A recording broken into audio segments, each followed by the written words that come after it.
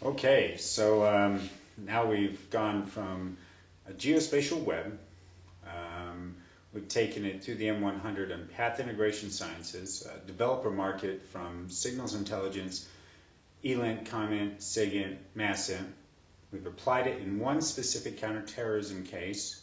We've looked at transportation analysis, traffic analysis, and we've taken it now towards backpropagation epochs, which is essentially the last section which we discussed as path integration and artificial neural networking and infrastructure analysis. So now we're going to go into parts from section P. Now we're going a little bit out of the norm of any type of industry that we'll probably see.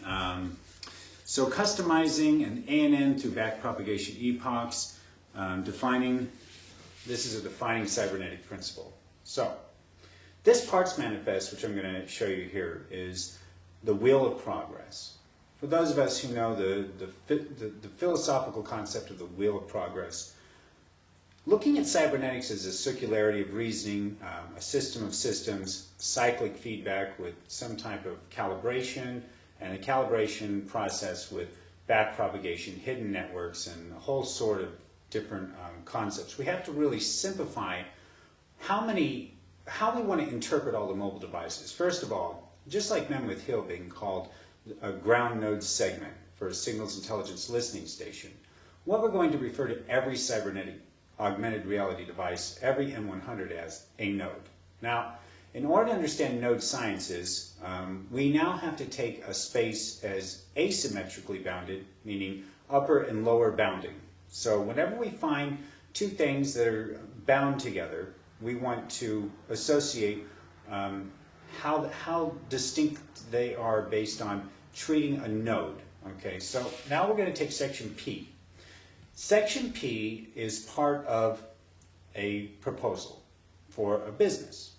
Section P is a bunch of parts, and each one of these parts is required to build a wheel.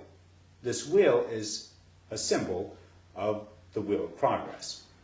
Now we're going to assign a custom artificial neural networking value so that when we walk through an infrastructure, we can have any place where there is a part that has a relevance of an association towards that wheel, that it is going to be fed back to us, and we're going to assign our own values now. So we're taking a viable system model, which is a principle in cybernetics. We're going to take this VSM model. Now we're going to do variable interpolation. So we're going to take an MU system. Now, for those of you who understand Douglas Hofstadler's look into MU systems, we're going to take this MU system and we're going to say, we want to find isomorphs.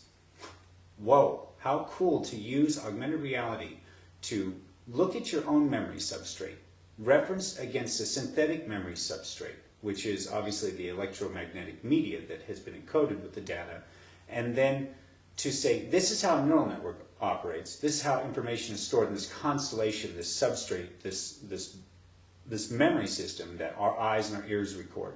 And now we're going to take a feedback loop, and we're going to assign our own memory calibration. What does that mean? It means freaking awesome is what it means. It means that's too cool. We are going to be able to change our environment based on custom viable system models in order to feedback a control loop of our own memory against our own environment, bridging the gap between environment influencing our behavior as we close a loop of our own reflexivity. This is a movement. Cybernetics and augmented reality, being able to change a synaptic frequency of your own memory against a synthetic memory and have control over it. In this, the concept that we're working on is recurrent neural networking.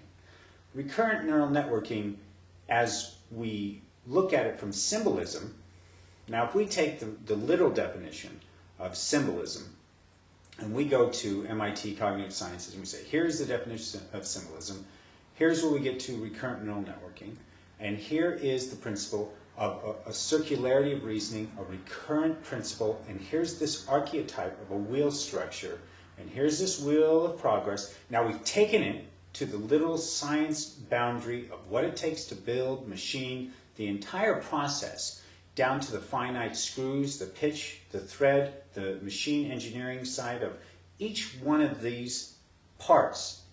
And now we're saying this object relation map of a function, and this function is how we build it and what is this function for, so on and so forth.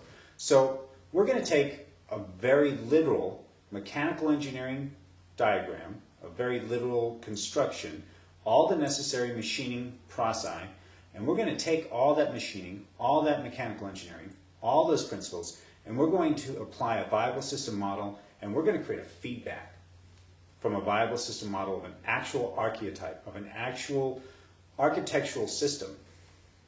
Now we're going to apply that on a walk to create our own feedback against the environment. And we'll see how well this works. Should be fun.